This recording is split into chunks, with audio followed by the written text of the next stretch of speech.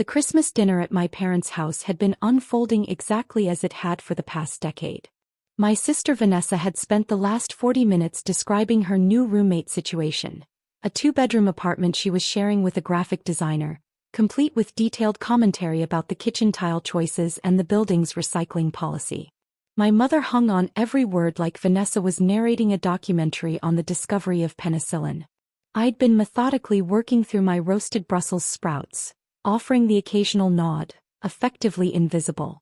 Then Aunt Linda arrived, her arms full of wrapped presents and her signature raspberry tart, and everything shifted. Linda wasn't just my father's sister. She was a commercial property investor who owned a portfolio of retail spaces across the city. She was also one of the few family members who'd taken an interest in my career over the past 12 years. "Sorry I'm late, everyone," Linda said, settling into the seat beside me with a warm hug. "Client emergency. One of my tenants had a pipe burst." She turned to me, her smile genuine. "But I wouldn't miss Christmas with my favorite niece. Tell me, how's that $680,000 investment property working out? Are you still getting the rental income you projected?" The dining room went silent. Vanessa's fork stopped halfway to her mouth. My father's wine glass froze in midair. My mother's face drained of color. "Linda, what investment?" my father whispered, his voice tight. I took a slow sip of my wine, letting the moment settle. 12 years. 12 years of being overlooked, dismissed, and treated like the family disappointment while Vanessa's every mundane life choice became a family celebration. And now, finally, the truth was emerging. "The house on Oakmont Drive," Linda said casually, reaching for the dinner rolls. "The one Sarah bought in 2012. Beautiful Victorian. I told her at the time the bones were solid. She's done incredible work with it." Vanessa found her voice first, shrill with disbelief. "Sarah doesn't own a house. She rents that place above the coffee shop." "I rented that place," I corrected calmly, "for about 2 years after grad school. Then I bought the house on Oakmont Drive. That was 12 years ago." My father set down his wine glass with enough force to make the table shake. "What are you talking about?" "I'm talking about the 5-bedroom Victorian I purchased for $680,000 in November 2012, I said evenly. "The one I've been living in and renovating for the past 12 years. The number seemed to reverberate through the room. My mother's hand flew to her throat. My father's jaw went slack. "That's impossible," my mother breathed. "Where would you get money for something like that?" "From working," I said simply. "I'm a senior architect at Henderson and Associates. I've been there for 15 years. I make $205,000 a year before bonuses." Linda nodded approvingly. "Sarah's being modest. She made partner last year. Her annual compensation is closer to $280,000 with profit sharing." "Partner," my father said slowly, like the word was foreign. "As of January last year," I confirmed. "I'm the youngest partner in the firm's history." My sister's voice came out strangled. "You're a partner at Henderson and Associates?" "Yes," I said. "I lead the residential design division. We have 23 architects under my supervision." The silence that followed was profound. My mother looked like she might cry. My father stared at his plate. Vanessa's face had gone from confused to something darker, resentment mixed with shock. "Why didn't you tell us?" my mother finally whispered. "I did tell you," I said, my voice steady. "Multiple times. You didn't listen." Linda pulled out her phone, scrolling through something. "Actually, I have the messages Sarah sent me about it. December 2012. Told Mom and Dad about the house. Dad said I was being irresponsible. Mom asked if I was sure I could afford it. March 2013. Tried to invite them to the housewarming. They said they were busy with Vanessa's graduation from the dental hygienist program." "That's taken out of context," my father said defensively. "Is it?"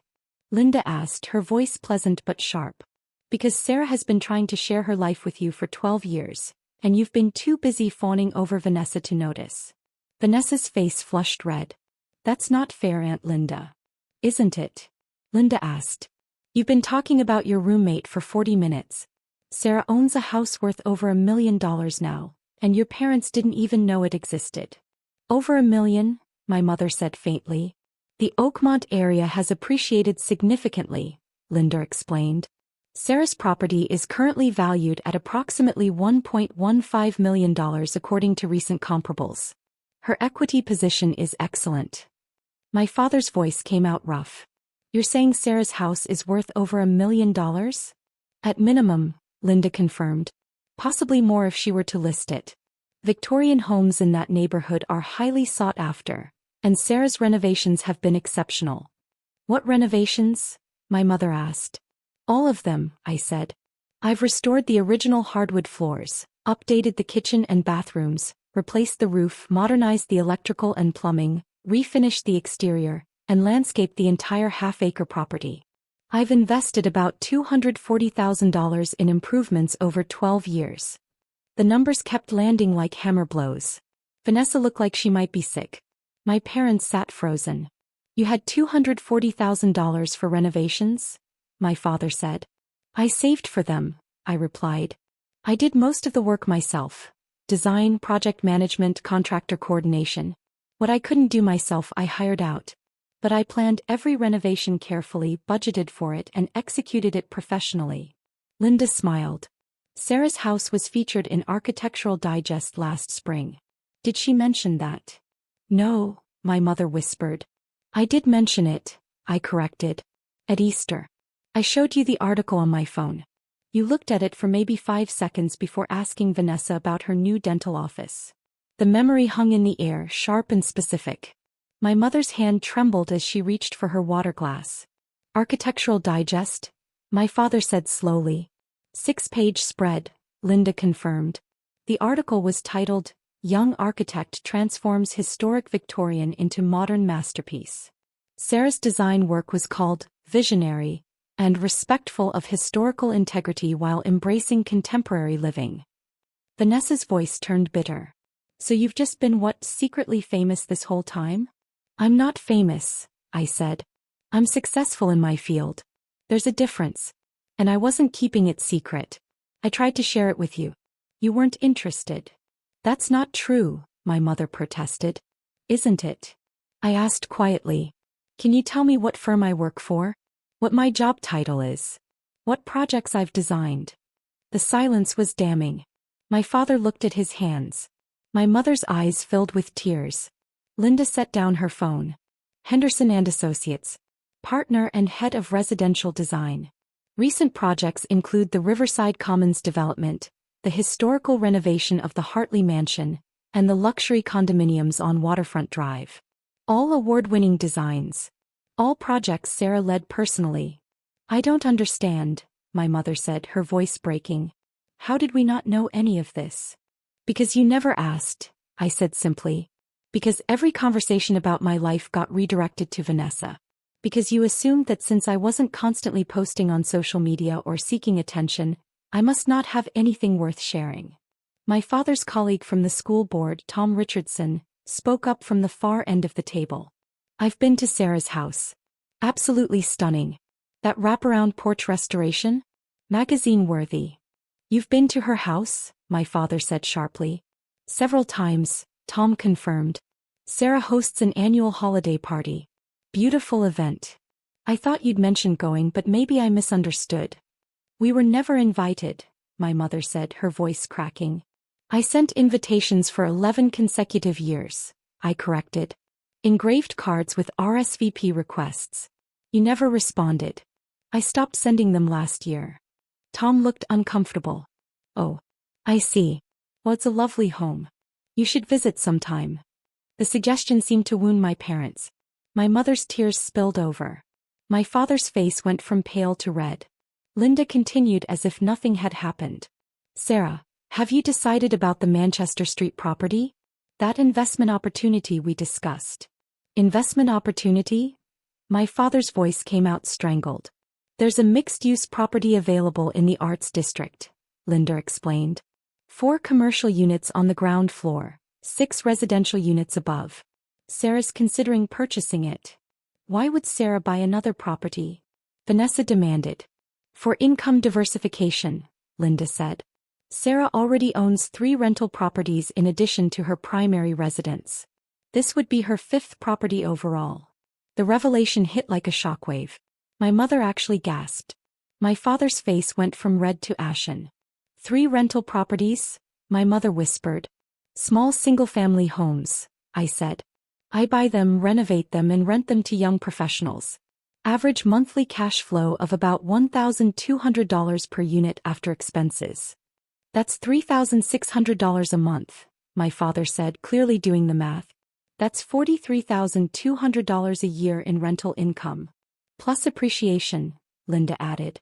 Those properties have increased in value by an average of 35% since Sarah purchased them.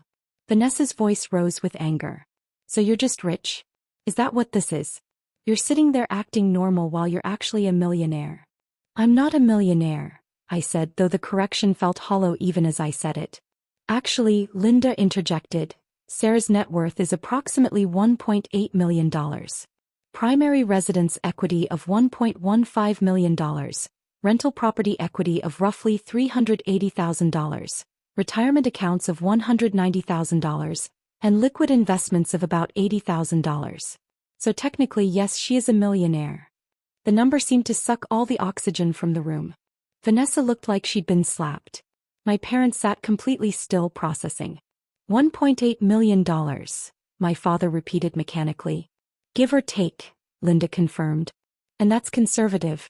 If Sarah sold everything at current market rates, she'd probably clear closer to $2 million after taxes and transaction costs. My mother's sobs intensified. I don't understand any of this. How did this happen? By working hard, I said. By living below my means. By making strategic investments. By building a career instead of just having a job. And by being brilliant at what she does, Linda added. Sarah's won 14 design awards. Her projects have been featured in 7 major publications. She's lectured at 3 universities. She's one of the most respected residential architects in the state. Each fact was something I'd tried to share over the years. Each one had been dismissed or ignored. 14 awards, my father said weakly. The most recent was the State Architecture Society's Excellence Award, I said. 3 months ago. For the Riverside Commons project. I mentioned it at Thanksgiving. You said you had a good week at work, my mother said. I said I'd won a major industry award, I corrected. You said, that's nice, and then asked Vanessa about her new dental scrubs. The specificity of the memory seemed to hit my mother like a physical blow. She buried her face in her hands. Vanessa stood abruptly, her chair scraping against the floor. I can't sit here and listen to this. Listen to what? Linda asked calmly. Your sister's accomplishments? The ones your parents have been ignoring for 12 years. She's rubbing it in our faces, Vanessa said. She's existing, Linda corrected.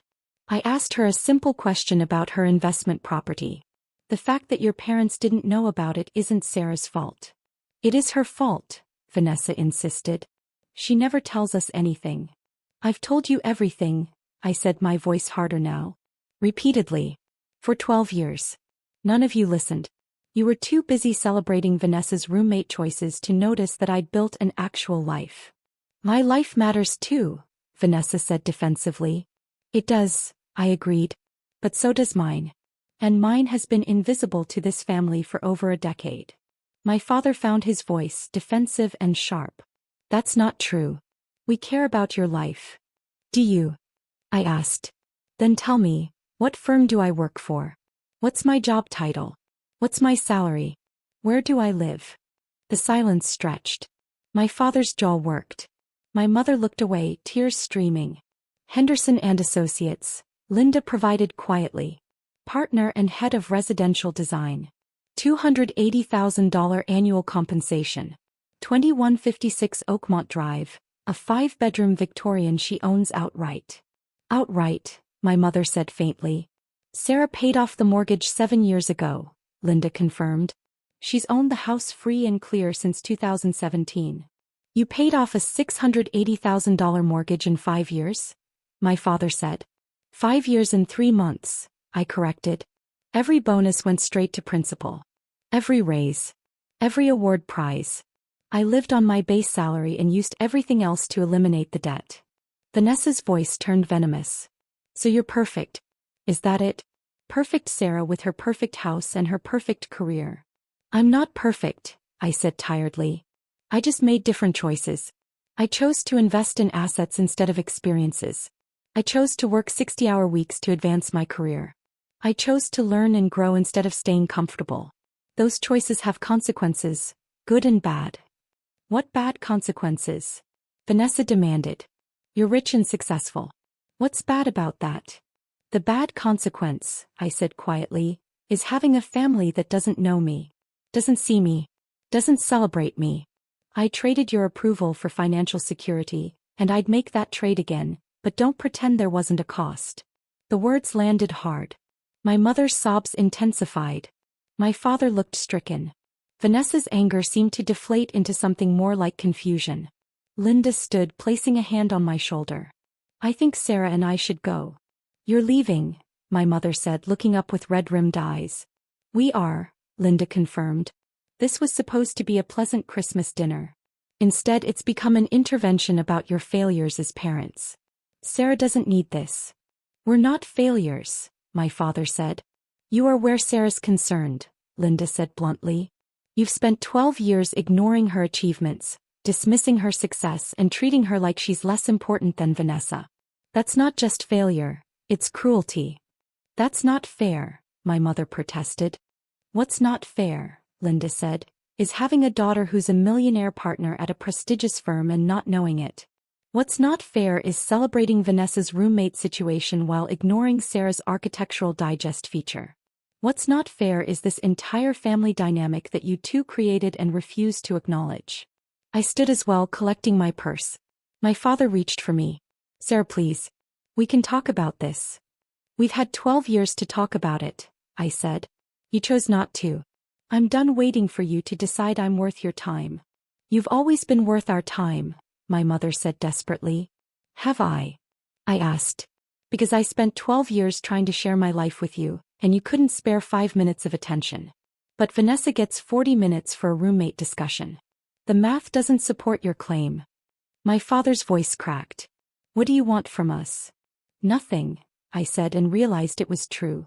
I don't want anything from you anymore. I wanted you to be proud of me. I wanted you to be interested in my life.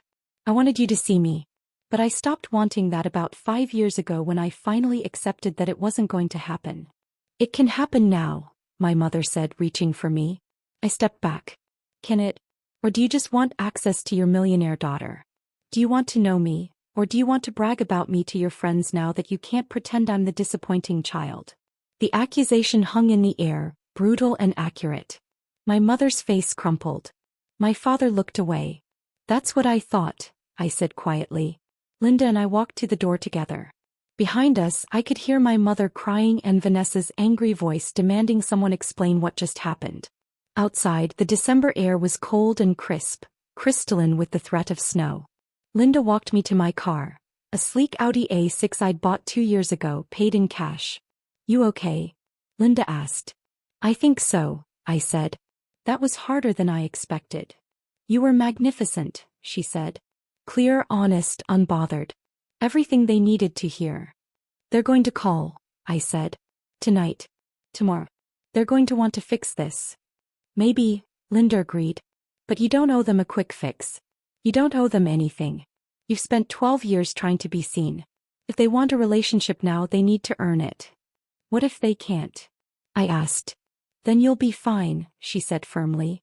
You have a beautiful home, a brilliant career, financial security, and people who actually appreciate you. You don't need parents who only valued you once they learned your net worth. He was right.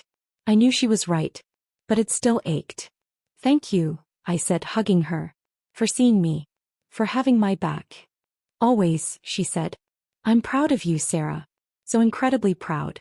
And I'm sorry your parents couldn't see what was right in front of them. I drove home to Oakmont Drive, to my Victorian house with its wraparound porch and historical charm. To the life I'd built with my own hands, my own vision, my own relentless work. Inside, everything was exactly as I'd left it. The restored hardwood floors gleaming in the lamplight. The chef's kitchen with its marble countertops and commercial-grade appliances. The library with floor-to-ceiling shelves filled with architecture books and design magazines. The master suite with its clawfoot tub and original crown molding.